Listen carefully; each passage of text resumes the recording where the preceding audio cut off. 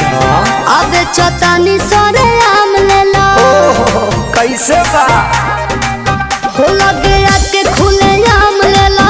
दे बाधे रही तमाम ले लो। न टाइम वेस्ट करो टेस्ट अभी टटके है गा।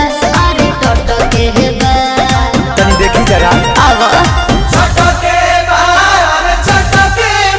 तोहरा आम के सवाद गोरी खटके बाकी हटके बा।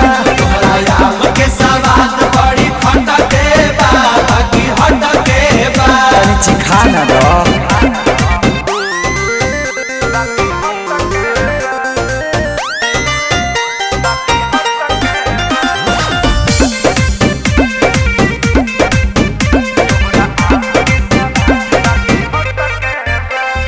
खेत खाना दानी बा बाप के बागानी बा।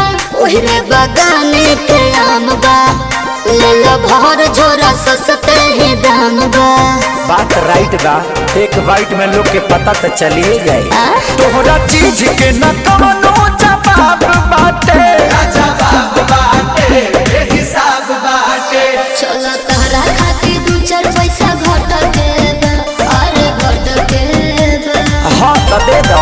चलो छोड़ दे। चटके बा अरे चटके बा। अरे तोरा आम के सवाद गोरी खटके बा बाकी हटके बा। अच्छा आम के सवाद बड़ी खटके बा बाकी हटके बा। कौन छुछुर लागत रे?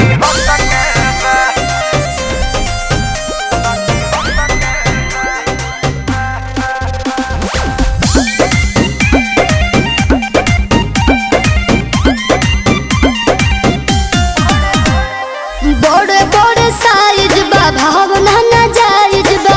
सौदा बा पाकल न कांच बा। अच्छा। वक्त कहता ने अभिनव सच बा। अच्छा तो सुनो। हाँ हो तोहरा लंगड़ा के तगड़ा सवाद बाटे। धन्यवाद बाटे जिंदाबाद बाटे। सारे राहुल हरी फिर जुस मटक बा। अरे मटक बा। हाँ तो पहुँच जाए रे। सही हो चटके बा अरे चटके बा। हाँ तोरा आम के सवाद